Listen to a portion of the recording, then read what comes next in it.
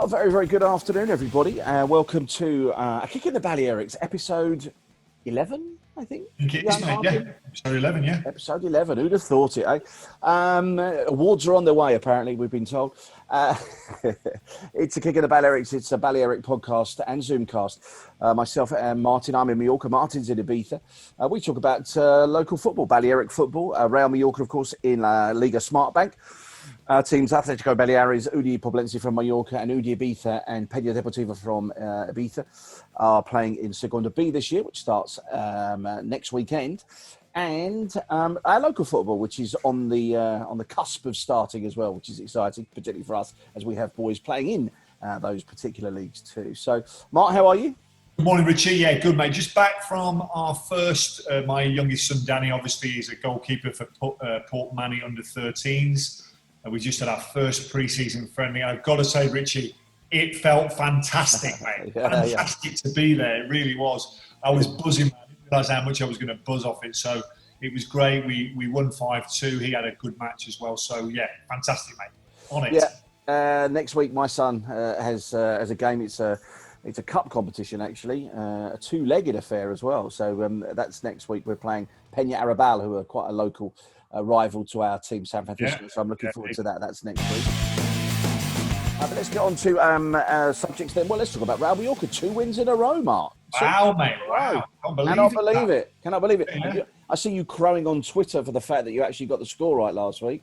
Yeah, I mean, you obviously bottled it, mate. You wanted to say 2-0, but obviously as a football fan, your confidence was low. And I nipped him around the back and nicked it off you and scored, basically. I did say we're going to struggle for goals this year, and the 2 goals came from a centre-half and a penalty. So, I think that's going to be the season for us. But Neil again at home, so that's fantastic. Looks like he's sorted the defence out. It was a good win. So out of the first 4 games, we've won 2, drawn 1 and lost 1. Lying in 7th place in La Liga Smartbank with a game against Lugo away this weekend.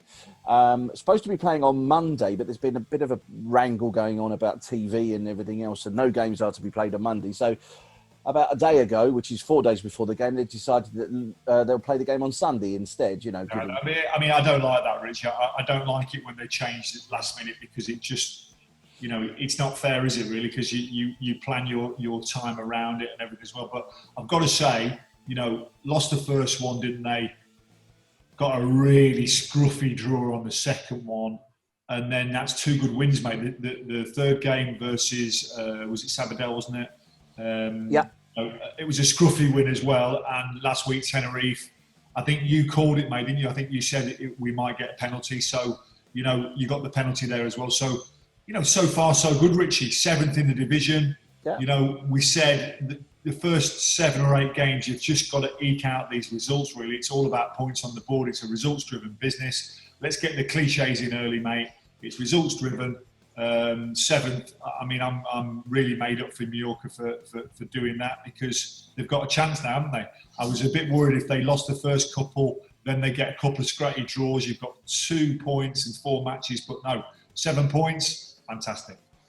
So it was also last Monday, the end of the transfer window, of course, and the sort of biggest transfer wrangle that was going on at Mallorca was, of course, Ante Budimir, who eventually did go, but not to the team we thought he was going to go to, which was Valladolid. Ended up going to Osasuna. Yeah, I saw that. I mean, we called it last week as well, or should I say, I called it because you were having a bad day by the looks of things, which you couldn't quite come up with the goods. But no, I mean, all joking aside, it was obvious something was happening, wasn't it, Richie? He's your star man. He's not played all the pre-season. He's not played the 2 games. He spat his dummy out, didn't he? Yeah, I think it's a shame. I did comment on it at the time. He signed a 4-year contract last year. It was happy. Mallorca took him from a bit of obscurity. Serie B he was playing in before he joined Mallorca. He got himself into the shop window, scored 13 goals last year in La Liga, which is a good return for a team that was struggling a bit. And just decided this year that, he thinks he's better off in La Liga than playing and helping Mallorca, who sort of, took him from obscurity. go back up again. And he sort of basically sulked in the stands, which I don't think has gone down too well with the team, obviously with the people that own the club and also the supporters as well. I've been on a couple of I saw you trolling Osasuna on Twitter, Rich. You wouldn't let it lie, would you, mate? No, let it lie. I just said you're welcome to him, to be honest. I'm not so sure. I personally don't think he's a starter. I don't know their forward line. I don't know how good they are. But let's see. The proof's in the pudding. They pay I think it's a fee of around 200,000 to 300,000 for the season on the loan, and they've got an offer or option to buy him at the end of the season for 8 million. So it's less than the clause. It's about half the clause. I think the clause is around 15. I mean, Osasuna are going to be at the bottom, aren't they, mate? So I think they're going to. Well, they'll be bottom half, should I say? So sort of mid-table. I reckon they'll. So it'll be interesting to see how Budimir. We should keep an eye on him, though, Rich. See how he gets on this season, because I think he thinks he's better than he is, and I think once you get an international call up, your head gets turned, doesn't it, a little bit? So I believe that he thinks he belongs in La Liga. So let's see how he gets on Osasuna. Listen, if he doesn't want to play for Real Mallorca, get rid of him, mate. No, in the end, he was a bad apple. So you're probably right. No, listen, get rid of him. But 2 wins out of the last 2 games. Budimir, who? Exactly. Stoichkov was another surprise who left as well. He left. He was on loan at Alcorcon last year. Bagged himself about 16 goals, I think it was, and he went to Sabadell of all places. I didn't see that coming, Richie. I spoke to some Spanish dads last night. My son's training, and nobody could fathom the reason why he wanted to go to Sabadell. I could understand him, going up or going to somewhere like Espanyol or maybe Rayo Vallecano. But I just don't get, or staying with Mallorca, because I think he could have helped Mallorca. He was the one that put the pass through for Danny Rodriguez to score the week before, if you remember. I don't know. It's a strange one. And I think that's just the worrying thing, and I mentioned it in my blog, is that we've sold 29 worth of goals, and we've got 4 strikers in that between them last year, I think managed 7 through the whole season. Yeah. We've bought that boy Marco Cardoni from Osasuna on loan. It was sort of a swap between him and Budimir. He wants to sort of, get himself in, because he wasn't in the first team at Osasuna. He wants to, get some minutes on the board. He says, I want to show people what I can do. So, that's hopeful. Let's see. But Abdon and Alegria have not shown anything so far to sort of tell me that they're going to be prolific scorers this year. So I think we're going to have to see, we'll have to see how it goes. Well, to get out of this league, Richie, you needed goal scorer. It's as simple as that, yeah? Yeah, once again, I spoke to the dads last night, and they said that Undai, who they signed from Getafe on loan, is a good player, and he could score goals. So I'm looking at that and thinking, well, that's hopeful. You need somebody to step up to the plate, and if Cardona's the man, he's the man, isn't he? Often when you have a run in a league, the least kind of suspected person steps up to the plate and gets on with it. So you need someone to bag 20 goals, which is as simple as that. So, it might even be Danny Rodriguez at the moment, isn't it? He's on fire. Top scorer, mate. 2 out of 2. So just out of interest, when you are chatting to the dads, is it over a beer or is it a cup of coffee? Well, we're all at training and we're driving, so unfortunately it's not over a beer.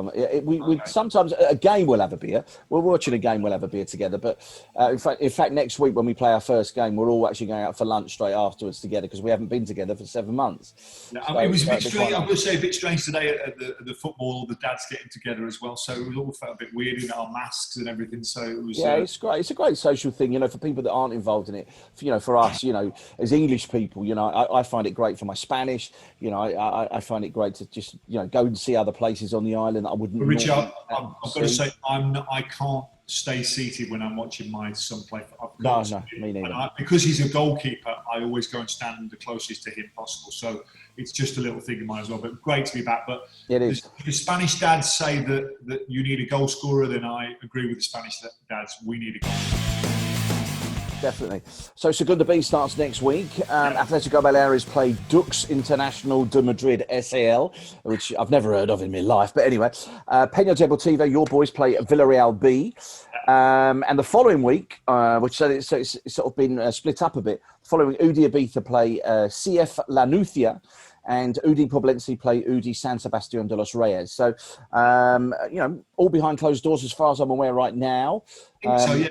I'm not sure what the dynamic is. I mean, a couple of things on.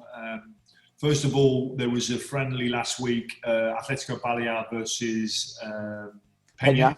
1-1, wasn't it? 1-1, yeah, which shared the shared the spoils there. And then Udi Ibiza played. Who did they play? They played Pena last week as well. Pena as well, 1-1-0, didn't they?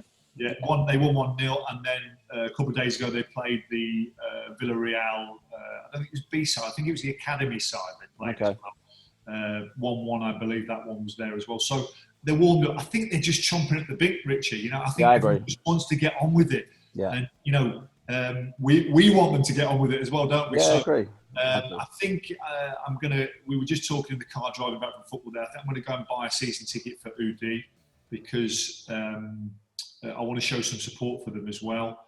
Season tickets, €250 for an adult and 100 for an infantile, so 350, which I don't think is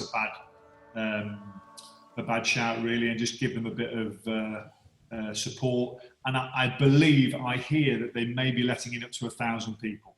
Okay, that's what I've heard. Oh, that'd be interesting to find out that, Mark. Yeah. That's what I heard from a reporter who said to me, "You're going to get a season ticket," because I was going to bother because of the problems, and he said,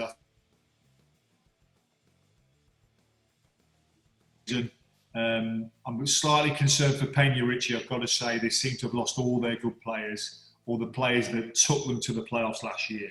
So I'm slightly concerned about them.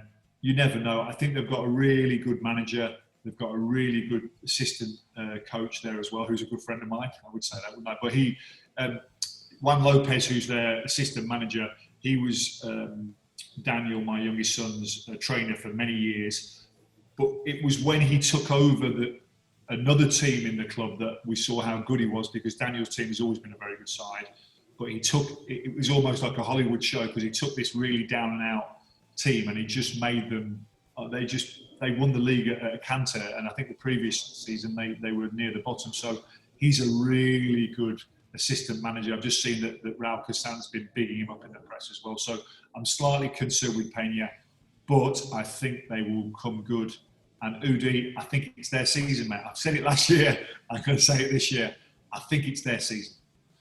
Good. That all begins next week, so we're looking forward to that. Now, we don't normally mention La Liga, but I thought I should mention this because I think, you know, if you haven't heard of this, you should get yourself on this, because I didn't know anything about it. I'd seen an advert for it and I thought, well, I'll have a quick look at that. It was called Six Streams. It's on Prime, and it's 2 series actually. Series 1 follows Saul Niguez, who's at Atletico Madrid, Iñaki Williams at Atletico Bilbao, and Andres Guardado at Real Betis. Also follows the president of Eibar, Amaya Gorostitsa, I think that's how you pronounce her name, the sporting director at Girona, Kike Carcel, and the coach at Sevilla at the time, who was Eduardo Berizzo. And basically, it's like a fly-in-the-wall documentary following these people around for the whole of the Liga season. This was 2017/18. And it's fascinating. If you're into your football, you like a bit of back, a bit like the Tottenham and the Sunderland and that sort of thing. It's very much like that. It's all done in Spanish, but there are English subtitles. And one of those things that you just carry on watching. You know, when the next episode comes on and you think, shall I, shan't I? And you do. You just carry on. And they've just done another series this season, or the season just gone, season number 2, which followed Aduriz at Atletico Bilbao, Santi Cazorla at Villarreal, obviously exciting for ex-Arsenal fans, Borja Iglesias at Real Betis, Paco Lopez at Levante, Director General at Atletico Madrid, Clemente Villaverde, and for all people here on the island, the Chief Executive Officer at Real Mallorca, Maheta Malongo, as well. So, and a couple of those guys actually left halfway through the season. One was fired and one left on his own accord. I won't tell you which, but you probably know. But I say absolutely fascinating. If you're learning Spanish, it's great for your Spanish. But it does have English subtitles.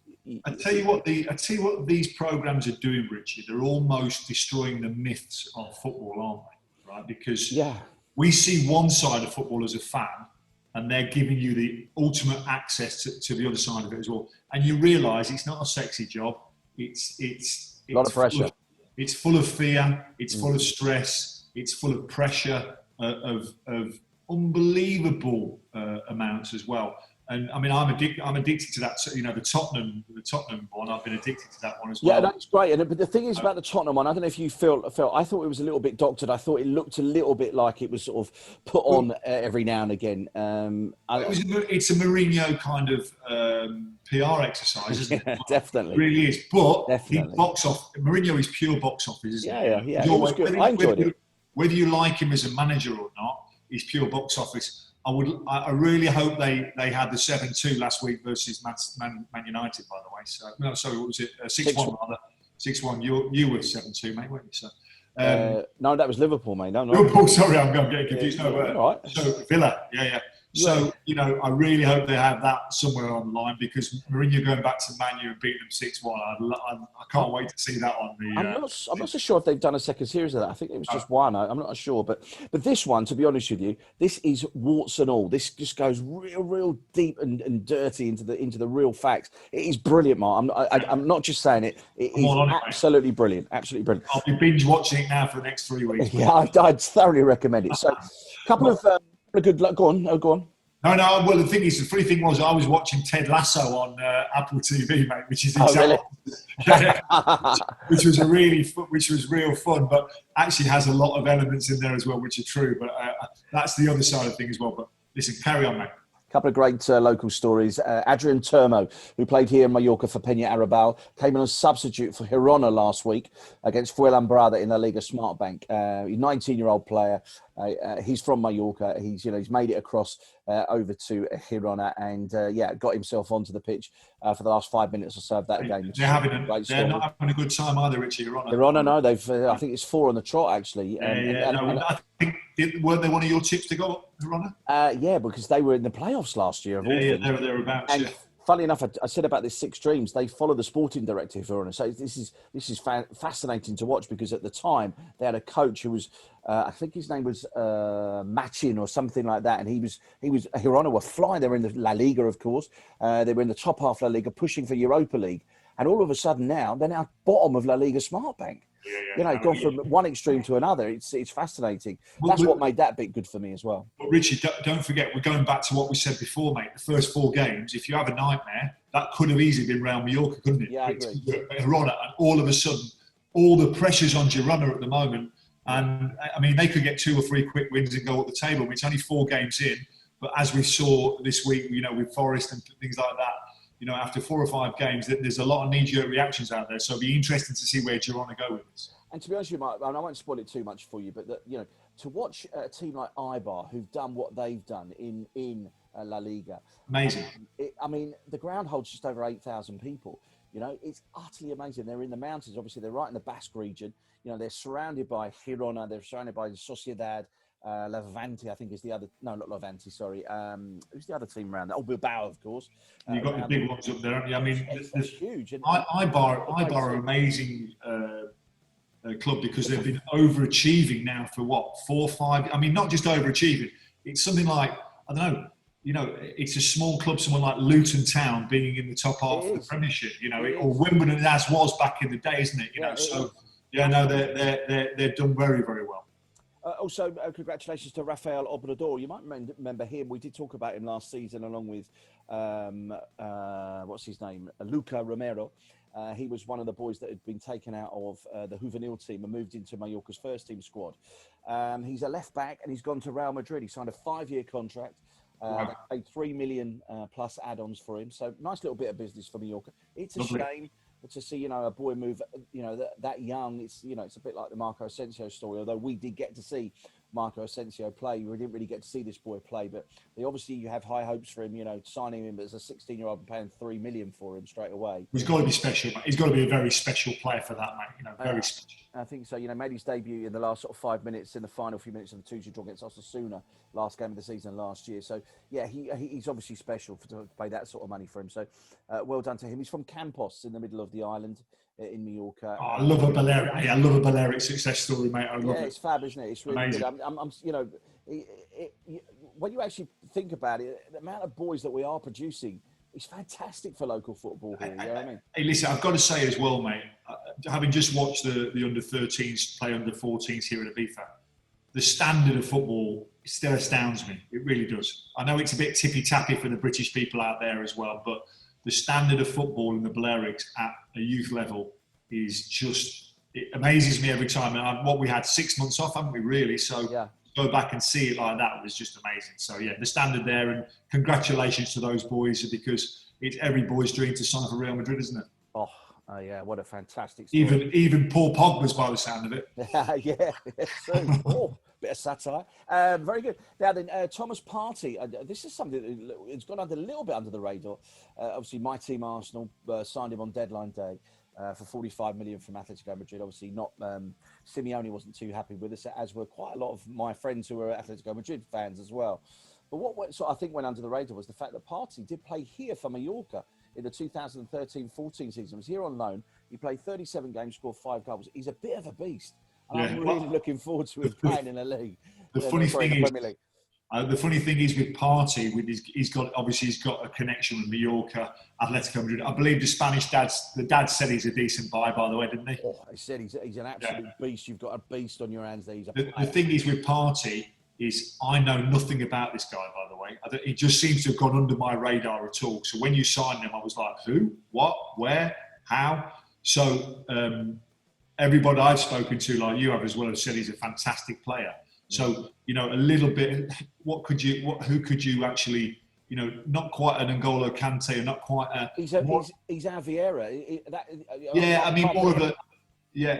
Maybe a bigger version of Michael Essien, who used to boss Chelsea. Yeah, a good, strong African player in the middle of the park. It sounds like Arsenal have got a 45 million bargain, but we've said this before many times, mate. So just take a deep breath, Richie. The only other thing that worries me, Mark, is that his Ghanaian counterpart, Idrisu Baba, who plays at Mallorca. I know Madrid have been sniffing around a little bit, possibly for him.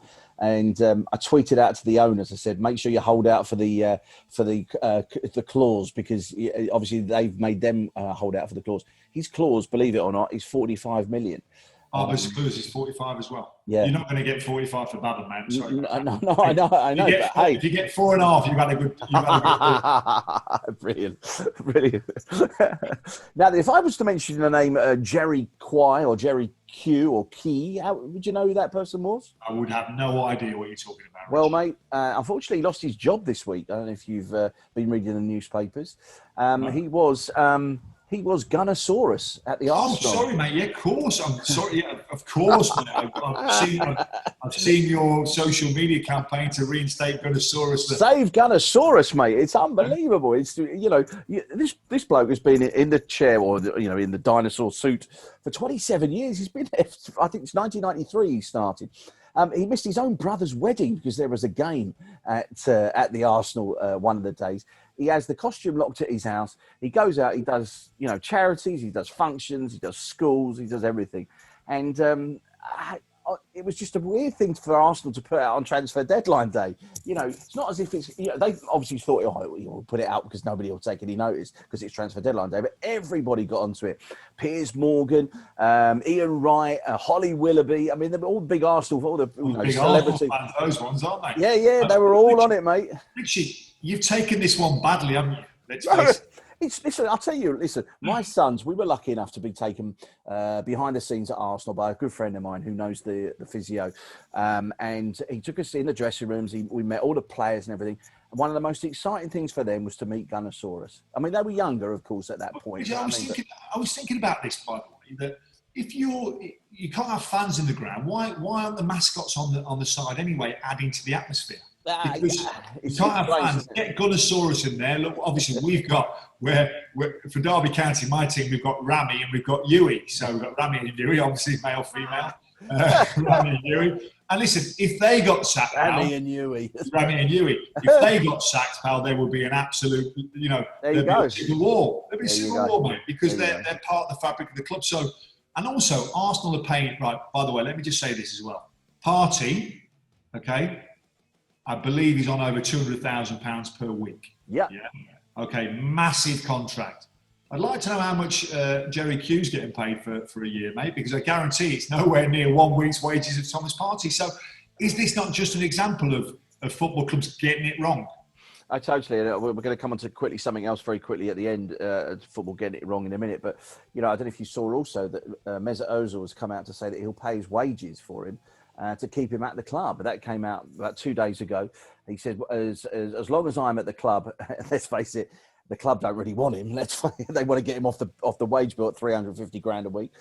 He says, I will pay his wage. I think it's a bit of a PR stunt, to be perfectly honest, from Ozil, to try and get himself favour right now, because obviously, he's not in the team. He's not getting in the team. I don't think he will get in the team. I think they'll try and pay the contract off early. Richie, we talk about Balearic football, mate. You're straying onto. I know. I did want to mention the Gunnersaurus thing to you. That's all. Yeah. Okay. Listen. If you want to talk about Arsenal, can you go on that Arsenal fans TV, because this isn't that. Okay. Hang on a minute. You mentioned Rami and Yui. Only because we were talking about Gunnersaurus. It's brilliant, isn't it? Listen, that's about it, really. We haven't got much else, unless I've missed anything out. Smart? No, I think we're absolutely, done. Mate. Great to be back in Balearic football. Looking forward to next weekend with the big games as well, mate. So come on. It's good, and as I say, after the week after next, obviously we'll have games to talk about. All our teams would have played at least one game, hopefully, by then, and we'll have a lot more to talk about than just sort of all the speculation that's been going on around since the season said it was going to restart. So thanks for listening. It will be out as a podcast as soon as we get the Zoomcast out there, and also don't forget to join us on all the social media, Kicking the Balearics, and we'll speak to you next week. Thanks, Rich. Always a pleasure. All the best, mate. Take care. Good weekend. See you, mate. Bye-bye.